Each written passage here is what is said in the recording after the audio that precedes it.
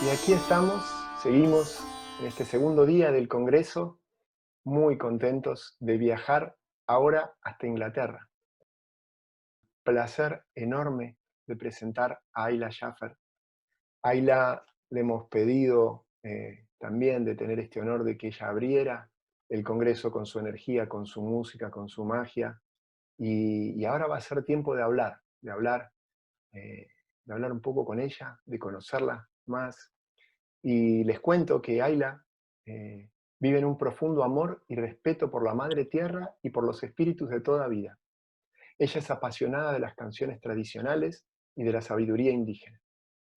Su visión es inspirarnos a encontrar la expresión de nuestras almas, de nuestros guías internos y de la conexión ancestral con la Tierra a través del poder del sonido y de la voz. Ella expresa su visión a través de su música, de la iniciación del útero, de ceremonias espirituales, de retiros, a través del coaching vocal, a través de Reiki con tambores, de la curación con sonido y de ceremonias de cacao. Y ahora voy a tener que, y ya pido perdón de antemano, pasar al inglés, a ver qué es lo que puedo hacer, y vamos a disfrutar nuevamente de la voz de Ayla, esta vez escuchando qué tiene para decirnos. Ayla, thank you very much for joining us. Thank you for that beautiful introduction. It's an honor, it's a pleasure for us to be with you. And to start, I would like to ask you, what is the music for you? What is music, which is such a big word, right? Yeah, that's a big question.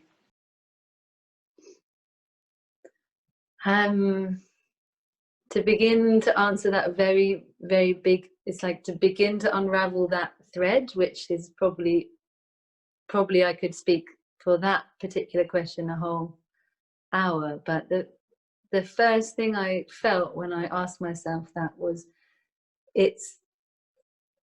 music is actually this gateway and pathway to deep within myself, like to the depths of myself. It's the language of my spirit, and it's the language of this spirit of life. Therefore, it's a way of being in communication, in translation with something that's beyond my mind, beyond my thoughts, beyond my story, beyond my humanness, beyond my life. It's a conversation with life itself. For me personally, music is also and has been my healing, like really the place, the safe, beautiful, sacred temple space that I can be absolutely as I am, all that I am. If I'm broken, if I'm afraid, if I'm ecstatically happy, if I'm numb, if I'm whatever, like the place of absolute welcome, unconditional love is my friend, my really, really, really good friend, unconditional friendship. And music is a massive mystery, is a great teacher, is infinite. It has no boundaries, it has no rules, it has no shape, or its shape is ever changing.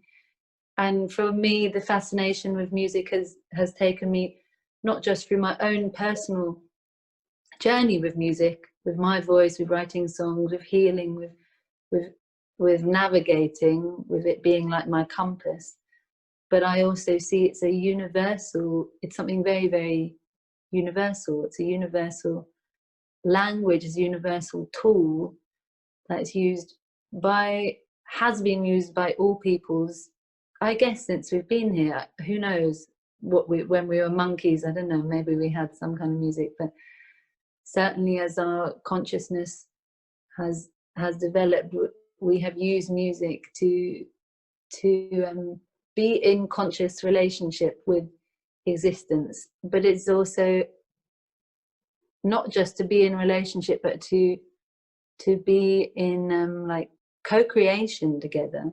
That like music can manifest, it can heal, it can be used as invocation, it can be used to call here, it can be used as a shamanic tool. It's music is magic. Absolutely, huh? That's some of that.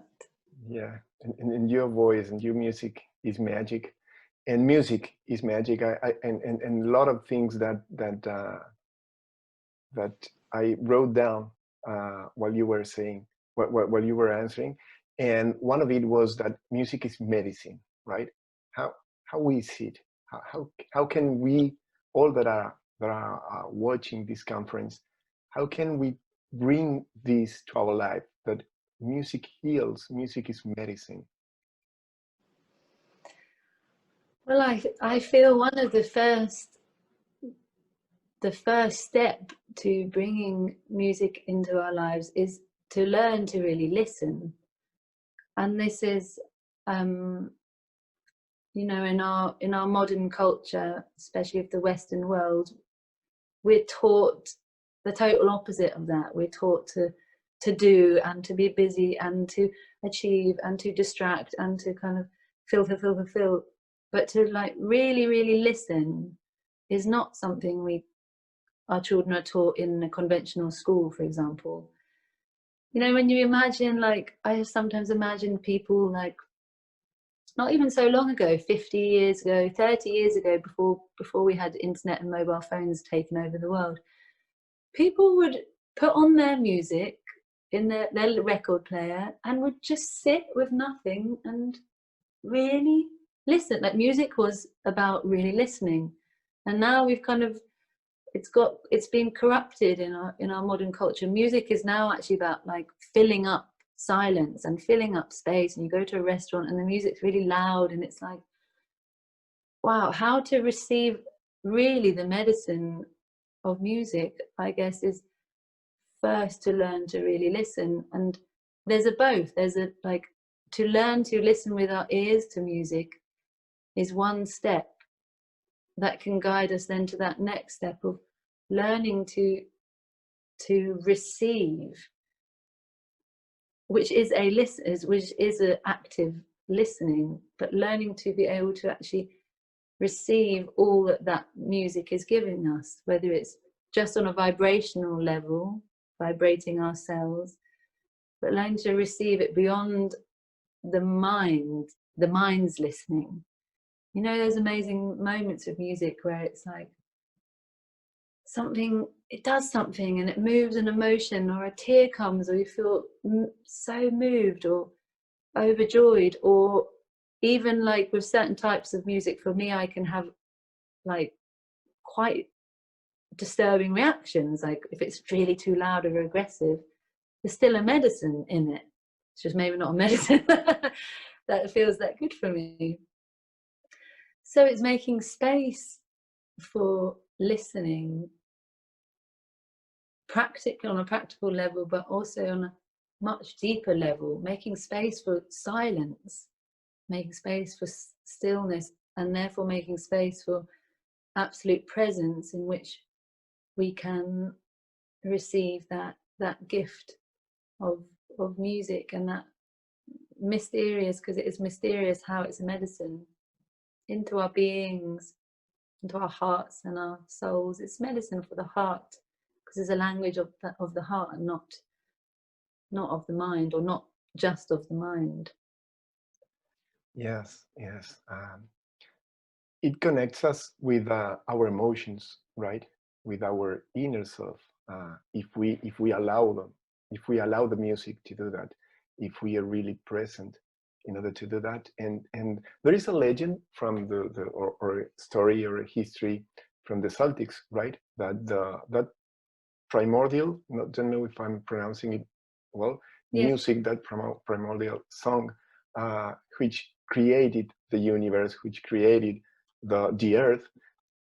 It was the first sound right? And then that music is with us, is still with us, and we are part of that music, right? It's like music is within us, is inside. So or this it's going to be a question, but is the music then a door, a path to connect with our emotions, to connect with our inner self, and then maybe even can I find my purpose by going through that path?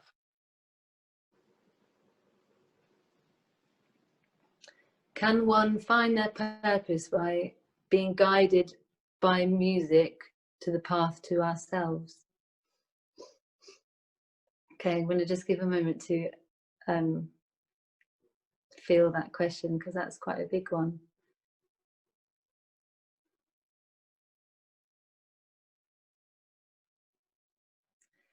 Yeah, it's interesting to ask me personally that question, because I have had my unique life experience with music guiding me on my path, and that being music itself. So to answer it, like, not for myself, this is actually a work that I have been inspired to share with people. It's something I do with my workshops, which I have called them the Song of the Soul, because what I have begun to witness, and I'm still in this journey of learning and understanding, is that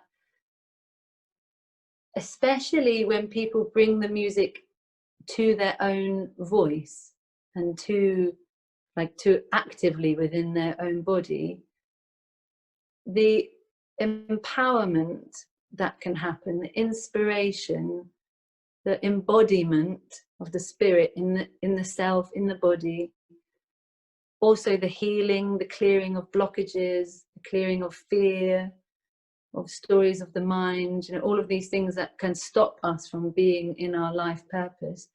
The voice as a very specific tool can be really, really, really powerful. It's like the energy of creation being embodied in a being can carry, it's like a river of the energy of creation, and which is the energy of life. That river can carry us, especially when we're able to give ourselves and surrender to it. So yes, I would say to that question, absolutely, it is. I feel like God created us human beings to be on our life path with music as part of our movement, the same way as dance. Like dance and song is a very, very natural expression of human beings. You see it when you look at babies. I've been amazed watching my son, how the voice, how in the body they are, and that we even ask ourselves this question shows the disconnection that's happened in our cultures from our voice, from song and from dance, that we're really in this process of healing something which was broken, that is our nature, it's our birthright. That presence, your personal experience with music, and I know that you went through some crises also when you were younger, even younger than now. Do you want to share how was that? The particular, when you ask, I go, which one? Which crisis? Because there's, for me anyway, I think for most of us, it's waves in this life. But I guess you're referring to the one which I kind of have shared, because it was a very pivotal turning point for me, not just as a musician and as a songwriter, but my whole map of life was redrawn. And this was when I was, I think, about 22. And it was a big crisis, and the reasons for it are not actually relevant. I see that now. It was more like a certain amount of pressure happened on me in all directions that created a kind of total collapse, inner collapse, to the point that I felt like I really didn't know anything anymore. If you'd asked me, what do you like to eat? I would say, I don't know. Like, I don't know anything. I don't know who I am, what I love, what guides me, what this life is about. Like, that place of absolute emptiness, which is a very powerful place, if there can then be the opportunity to reconstruct there. Amazingly, my heart, my spirit said, like, you need to do something kind of wild and radical and give up. I gave up everything that was my life at that time. I stopped playing music for quite a long time, about 2 years. Really, like, nothing, silence, didn't touch my guitar. And at some point, I decided to go to Mexico to go and join a group of people traveling on horses, like a traveling circus across Mexico, which was like really kind of wild. Like, what's the most wild thing I can do? And that was probably the best decision I've made in my life, because what I found in Mexico, aside from that beautiful journey with the horses and all that was, I met the traditions there in Mexico. There's a beautiful fusion of traditions from North America, and then mixed with the traditions there from the land of the Wiraricas, the people of the desert, and then the Nahuatl traditions from the Aztecs, and yeah, kind of it's made its own color. And I began to sit with people who'd be singing songs with the drums, singing songs with the rattle, traditional songs, things I never had heard before. And it was such a step out of what had been my very human and very personal experience with music. I'd been writing all about myself and all about my journey and my heart, which is also beautiful. But it was so refreshing and so healing. Yeah, it really was healing to be in the presence of song and sound and rhythm that was really about prayer. And as an English person, where the word prayer means like sitting in church and saying, oh dear God, forgive me for my sins, and whatever that can be, which there is a beauty also. For me, I hadn't had a positive experience of that, so I had no prayer. Like, what do you mean pray? I don't know how to pray, or I don't want to pray in that way I've been taught to pray. So that kind of began that thread really there of meeting indigenous traditions, indigenous ways, traditional songs, that also very much in like a contemporary, it's not really the right word, but like in the here, in the now. It felt relevant for my being. And for me, it was actually just like, I remember. It wasn't a learning, it was like a remembering. Very, very, yeah, very strong. I mean, there's a lot more to this story. I'll see what the next question is. That path, it did carry on, but the next questions might.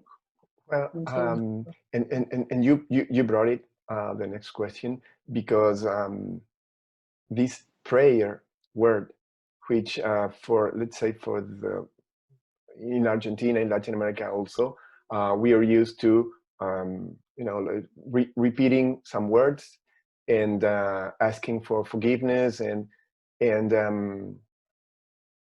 the indigenous wisdom, they mix prayer and music, maybe just as a one thing, and which is the view of the prayer for that you've learned from this wisdom.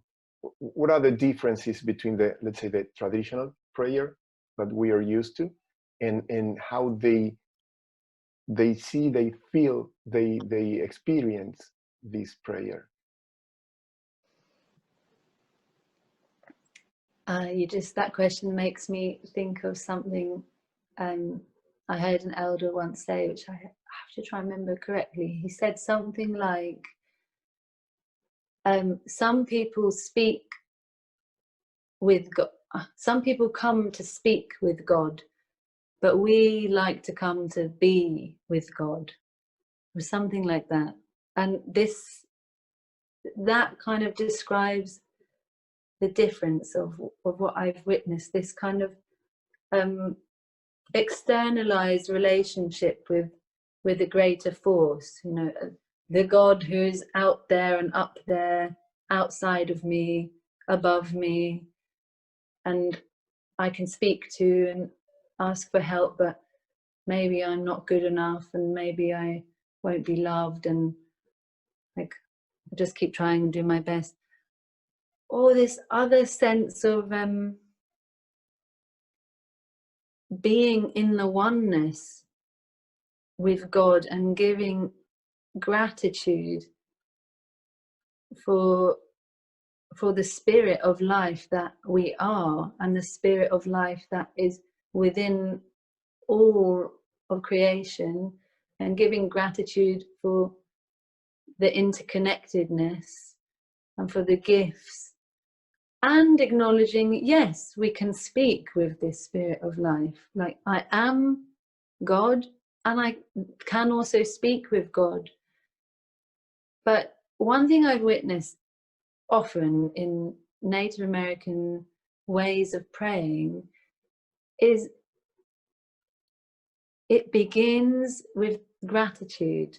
It's imbued with this great energy of gratitude. Like I've heard, particularly in North America, I heard a story of a school that was one of the native tribes. I think maybe it was in Canada. It was one of the schools there on the reservations, and every single morning they would pray to God. It would be an hour or something, and everyone would stand up and would say thank you to an aspect of creation. And when you know, it's like we can't miss anything out. So there's like quite a lot of things: the sun, the moon, the stars, the water, the animals, the food, ourselves, all for the spirit of life. And that is already most beautiful, the most powerful prayer. It's something I've also, through my own personal journey with contemplating prayer and kind of experimenting, and like through, you know, like how does it feel when I pray like this, or taking inspiration, because I see, like, I didn't grow up like that, so I'm like, it takes time for it to feel really natural. For me, it's taken time really to feel natural. For me, when I sit and sing, I feel in the deepest state of prayer, not because I'm saying particular words. I could just be making sounds. So that has taught me that that prayer is actually not really to do with the words that are being said. It's actually more a state of grace. It's being in a state of grace, in a profound presence, in the place of gratitude, being in the heart, being in silence.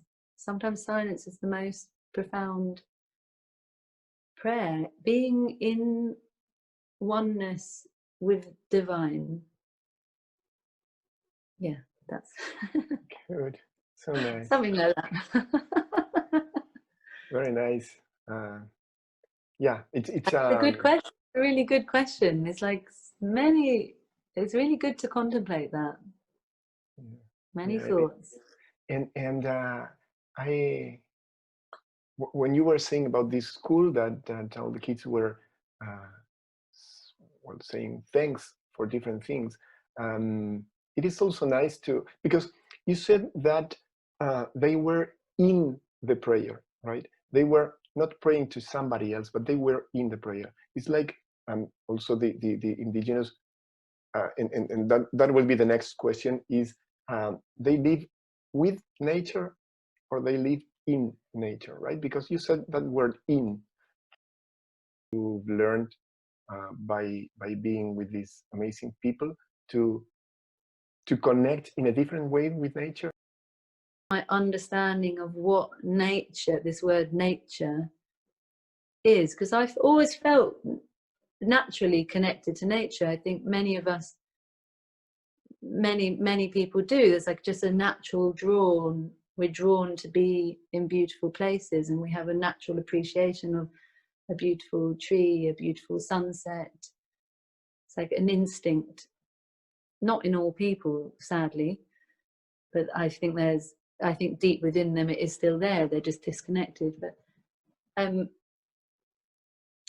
when I listen to Indigenous people, how they speak about being part of the web of nature, like our place within, like you said, within this word nature, we are woven into that great web. And then you see that the understandings that Indigenous ways have of how to live as part of nature, I think this is something I've learned a lot from them. Because as again, we don't learn this. We learn like nature is a thing to just take as much as we want from, and we don't really need to take care of it because it's separate from us anyway. So Indigenous people, it's like this understanding that without nature we are nothing. We don't exist.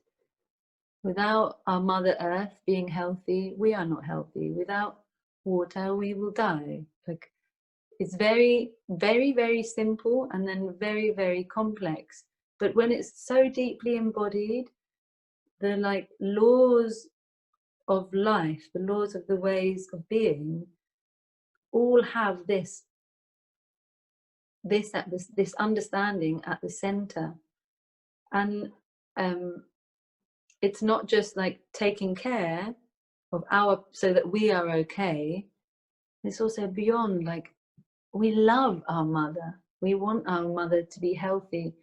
Something that I've learned from various different traditions is a lot about making offerings to nature to take care of her, like bringing gifts of gratitude that are actually somehow creating a balance, creating like energetic balance.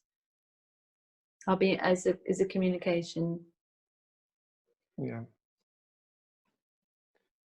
And right, as you said, there is people who just try to take the most out of nature, and there is another view, which is let's protect the nature. But and what I get from what you said is that there is another view, one step more, that is we are nature, right? It's not that we have to protect nature because nature is us, is within us. We're just one with the earth or with nature, right? Is it like that? Did you have that when you sing, do you feel that connection with Mother Earth? Yeah, it's just reminding me of one of my songs, which it speaks about, like, as I am healing, the earth is healing, and as the earth is healing, I'm healing. That there can't be a separation. As I sing, the earth sings, and as the earth feels, I feel. We are made of her. Our body is literally made of all that she gives us: our blood, our heartbeats, our fingers, our bones.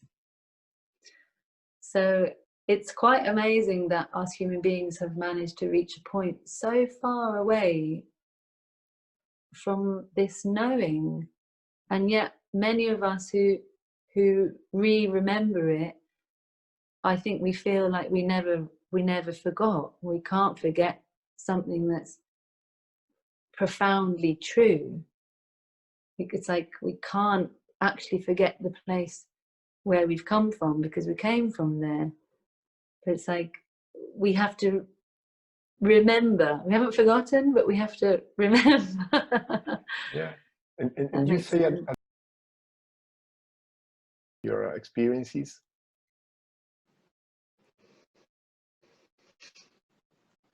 Yeah, I'm one of the tribes that are really interesting in how they understand sound and the voice is the Shipibo people from Peru, from the Amazon. And they speak about that this existence is created by threads of sound, and they actually draw them. So if you've ever seen the Shipibo clothes or the textiles, it's all these like little like threads, these webs of intricate threads, threads, and they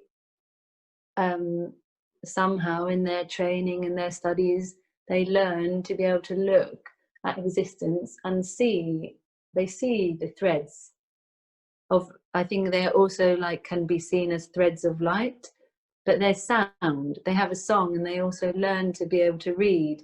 So that particular pattern that goes like that, they can look at it and go, it goes like,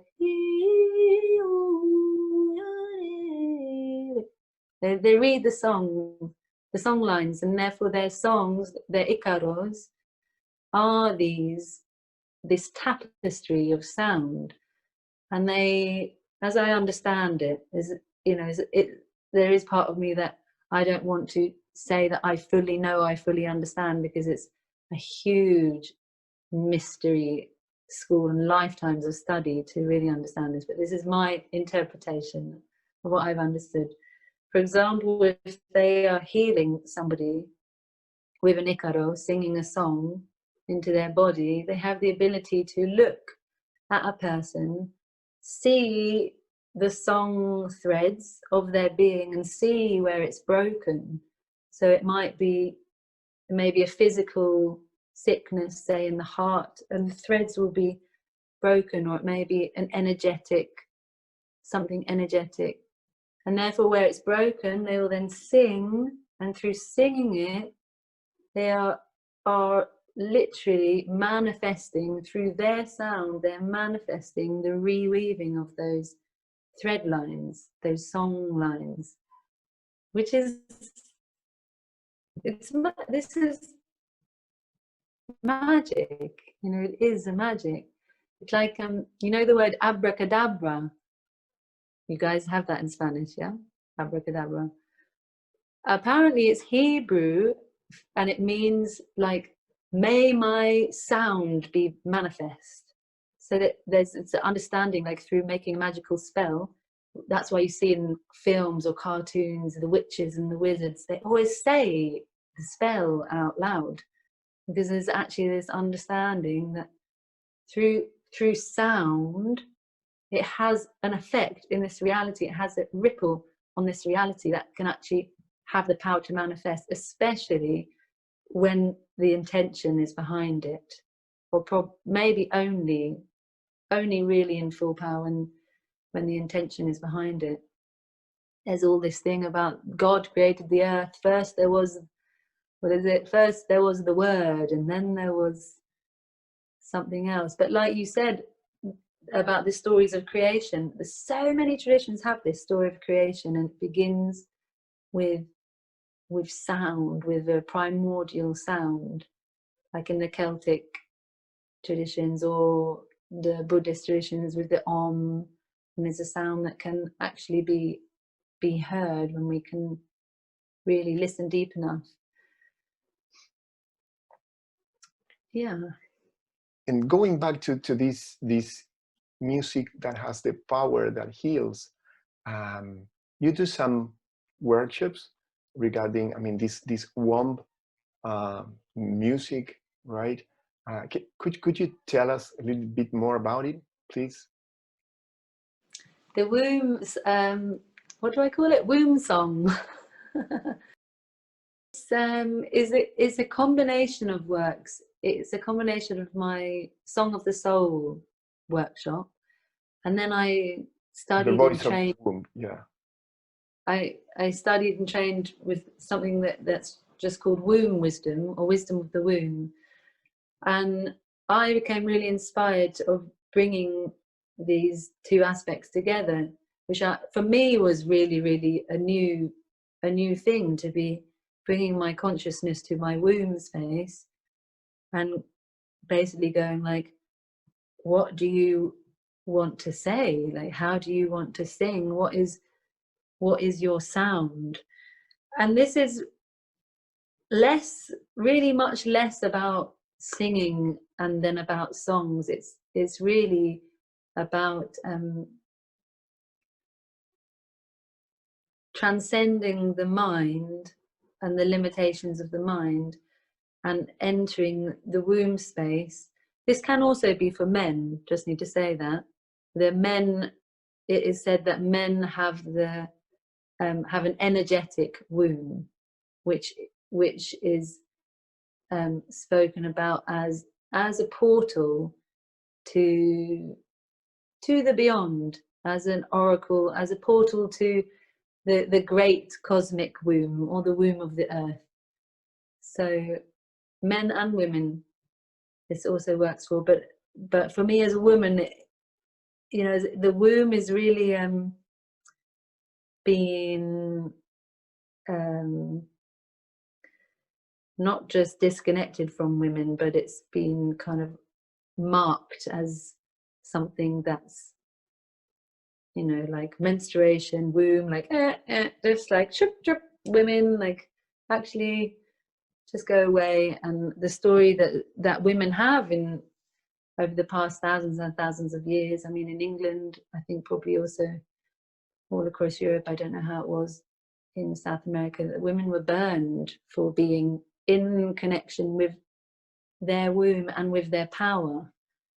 Because what is more powerful than something that can create life itself? It's a great magic. But beyond that, it has the capacity to create life. This is why men can also connect to this. It is connected to the greater power. It is a vessel, literally a chalice, to receive and channel the power of creation, our creativity. And therefore that's where it connected to me to, okay, if it's my creativity, then it's my song. And if my sound comes from my belly and my breath comes from my belly, it must also come from my womb.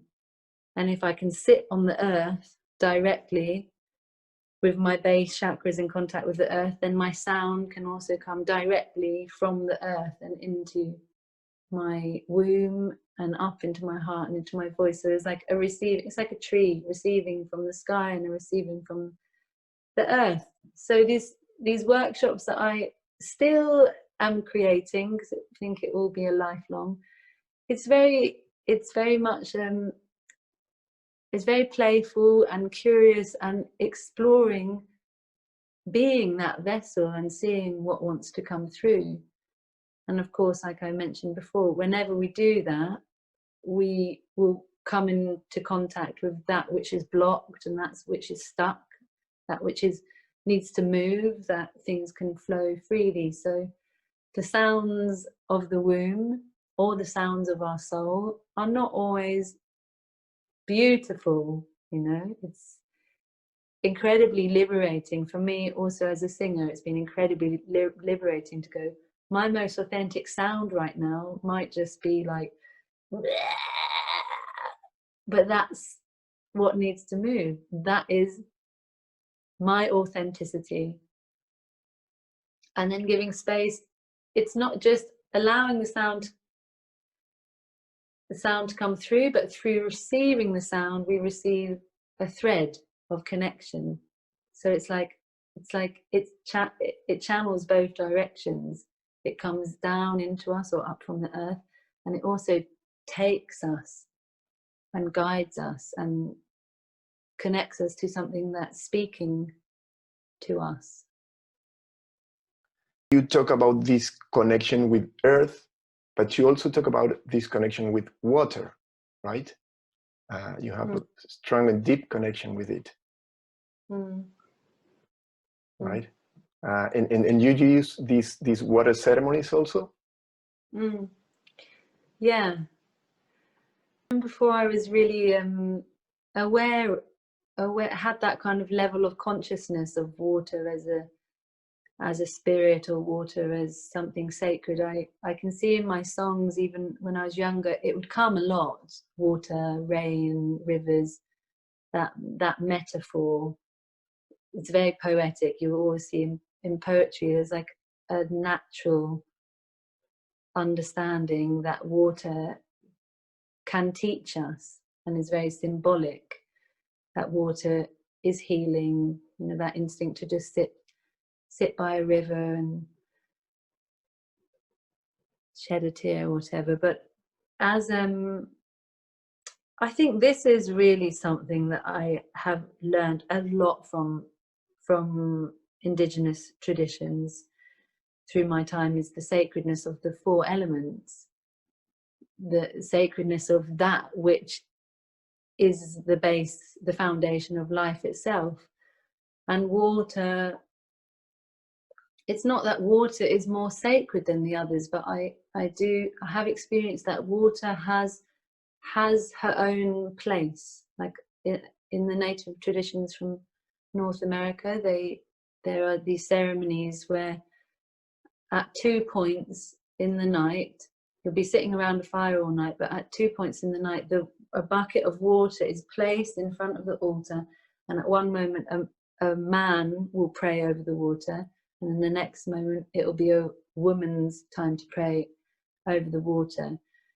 And I guess this is this simplicity of, like, if there is no water, there is nothing. Like, we die. It takes not very long. Without water, we die. I don't know how long it is. Something like, I don't know if you know, something like 2 weeks. I don't know. Yeah, even less, I think. Much even less. Yes. And as you said, water connects us with our emotions and heals. And you say that love is the infinite water, right? And my song. Yeah, and your songs, and it's beautiful. And going back to this connection to these elements, you also I heard you mentioning this child fire, I think, that Oh yeah, the do you children's want to fire. share that? Yeah, the children's fire. Yeah. Oh yeah, this is something, this is very relevant for me, I think, because it's quite a new understanding that's still forming in me. But I've heard this story told by Matt McCabe, this amazing man, of the children's fire, and it's quite a long story. So in a condensed version, he said, in North America, like in the times before the times, you know, they kind of speak about like the times when there were all tribes, it was just one big tribe, and the people were still actually learning how to be people and how to take care of people. And the elders, they began to see that this was a delicate thing, that human beings, if they weren't careful, kind of had this instinct to not fully take care. So they sat down together and were like, okay, how are we gonna create these structures within our land, within our people, that we really live in balance with nature. We live in balance and peace with the plants, with the water, with the animals, with the earth, with the sky. And they saw that something that's really a universal thread was the instinct to take care of our children, the love for our children. So they went, okay, if we put a fire called the children's fire in the middle of our circle, where the elders and the leaders gather, and we really make this commitment that whatever we do, whatever we say, whatever we think, all our decisions, how we move, is asking this question: does this serve the sacred fire? Does this serve the children's fire? Does this protect the children's fire? Does this honor the children's fire? And in that, it's saying, like, is this taking care of our children's children? is this decision for the best for the future generations? And like that, making that commitment, that understanding, it's a physical fire, but it's an understanding, it's a prayer, it's a profound commitment to life itself, to taking care of life itself, in an understanding that we are not the owners of this life anyway. We belong to life. We are in service of life, and our children are the most beautiful expression of our life continuing, and our children's children and our children's children. It's really makes me want to cry. It really touches me, because our culture is so far away from this.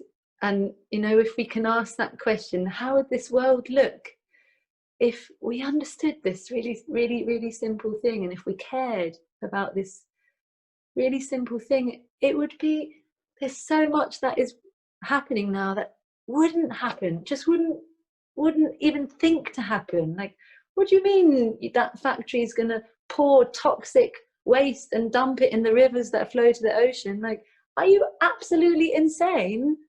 Like, yes, this is a form of madness. So we're like on this journey of coming back to our sanity, and I feel the children's fire is really powerful. I've heard there are companies, there's a story of quite a big company who this story was told in a business meeting. I don't know what the company was, some organization that probably wasn't doing that great things, and the story was told, and the like chief executive or something of this business was like so touched by this story, and she went, that's it, I'm going to completely reorganize the structures of my whole organization, and we are going to make this commitment to the children's fire. So it is not just a nice story, it really is a practical implementation, and we can each do it in our own lives. Is this action that I'm doing serving life or disserving life? Does it serve the children's fire? So yeah, I inspire all you who are listening to just bring that question, not just a question, bring the children's fire into your heart and into your life, and bring that guidance, that wisdom, or that guidance to help us to navigate in this world that's not so easy. It's not so easy. So nice to listen to you. Thanks for sharing this knowledge, this wisdom, and that's the idea of this conference and the Congress, that we can bring better things to our lives, right? To really take these tools, this knowledge that you're sharing, and bring it to our life. So it's great if we can ask this question in our lives, right? And how much wisdom and how simple it is, right? But these tribes, they honored and they cared for the children and for the elder, right? Something that we've missed, and you can say that is like both extremes of, you know, like the children and the elder, but do they see this as a circle? Yeah, the words, the circle of life, you know, this word gets used quite lightly, and I've heard Native Americans speak a lot about the hoop of life. A hoop is like it's a circle, it's a hoop, I don't know how to describe. And they speak a lot about that we are on this journey in this time of remending the sacred hoop of life that has been broken. That the ways that are dominant in the world now are not circular. It has broken this circle of life, because it will not continue. It literally will not continue. And I guess, you know, I don't know, I haven't heard people directly speak like of teachings really of the circle of life. But I guess if I think about the things I've learned, like the medicine wheel, you know, the circle with the cross, and many of the ceremonies that I've been in, like the temescal, it's in a circle, the tipi, it's a circle, the sun dance or the moon dance, it's circle, and it's all like moving in circles and honoring this connection with our place within the universe and the constellation, and everything turning in circles. It's nice talking to you because I see all these amazing circles and geometry, and I'm sure there's a whole realm there of sacred geometry and circles. But yeah, I think this understanding that we came from somewhere before this, and we will continue to somewhere that is beyond this. It's a wheel of life that is turning and turning and turning. There's not just a singular individual selfish experience, and it doesn't matter when I go. Like, I am changing form and changing shape, and this is my experience, and then I continue, and my elders have passed on something that they received from before, that it's like a great turning, and it moves through me, and I give it to my children, and it continues.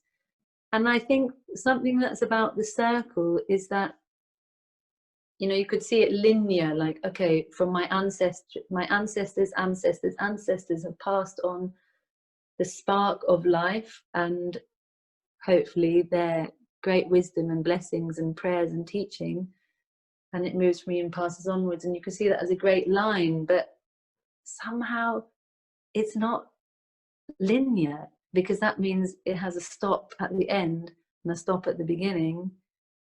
And we know that there is something more infinite than that and more mysterious than that. So yeah, the circle is a prayer, and we place ourselves within that, and we move. We can choose to move with that flowing energy. Flowing energy, yeah, absolutely. I think that's the point. And again, bringing all this great knowledge and live it and experience it, not just live it on the mind, right, on the brain, on the thoughts, but actually experiencing it. And you are doing that, right, with your music, because it's not only, and it's a lot, that you share your music and that you heal us, our emotions and thoughts, but also you plant trees. Can you, or would you like to tell us about that great movement? Yes, I'd love to speak about this. I'm calling this prayer Music Plants Trees, and it started when the fires were happening in the Amazon 2 years ago, I think. And I had my baby was really small, and I felt so, I say that about my baby because I think it helped me to really put it into context. All of these things we've been speaking about, like why is it so painful to see the direction that human beings are going in if I'm just going to die anywhere in a few years and it doesn't matter? Like, my baby really helped me to open me up to this circle of life, to understanding. When the fires were burning, like so many of us, I was like desperate, like, how can this be happening, and what can I do? And I feel so helpless and so heartbroken, and you know, really moved and wanting to do something. And I kind of heard this voice in me that was like, Ayla, do the thing that you know how to do, and that's sing and write a song.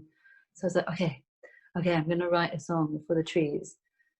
And yeah, so I wrote this song, which I ended up calling music plants trees, and it gave birth then to a whole inspiration of like, okay, how can I as an individual in my life do more to give back to the earth, to be part of a movement that is really giving and really taking care actively, not just in my praying is beautiful, it's good, it's one thing, but like, okay, if I sing about the trees, like how can I give back to the trees? How can I plant trees? Okay, I can, this song, so this song is particularly 100% of all stream and downloads of this song goes towards the Tree Sisters, which are an amazing organization who are planting trees around the world and working with, particularly with women. And then it's grown this inspiration, okay, what about like for every single download, a percentage of money goes towards planting trees, and every single ticket that's sold to any of my events goes towards planting trees. And then it grows to like, what about inspiring other musicians to do the same, that it becomes really just normal, because it only costs 40 pence to plant a tree, which I don't know if people know dollars more, it's like 50, half a dollar, with this organization to plant one tree, which is really nothing at all. So what about if in our society, like every time you buy anything in a shop, a percentage is given to planting trees, or other organizations if that's the inspiration. So this is, it's a dream that is still unfolding. It's a tree that's still really growing in me, and I'm not sure where it will go, but I feel there's massive momentum. I actually have on Tuesday, I have a remix of this song that's being released with a friend of mine who's created an amazing project, which is also planting trees and spreading this inspiration, that it can become something that's really just really normal, that for all that we receive for being alive, we make the conscious effort and commitment. And I mean, I don't want to use the word sacrifice, because we have a negative imprint of sacrifice, but that we joyfully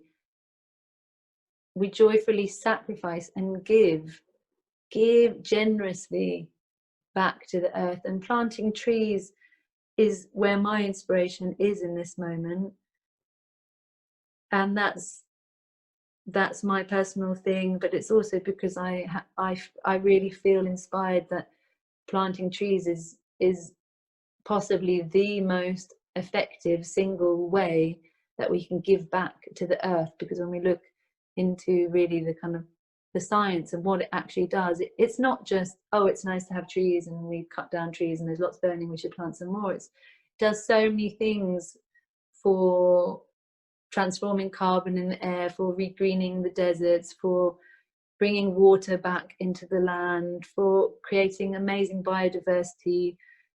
It's the trees are amazing.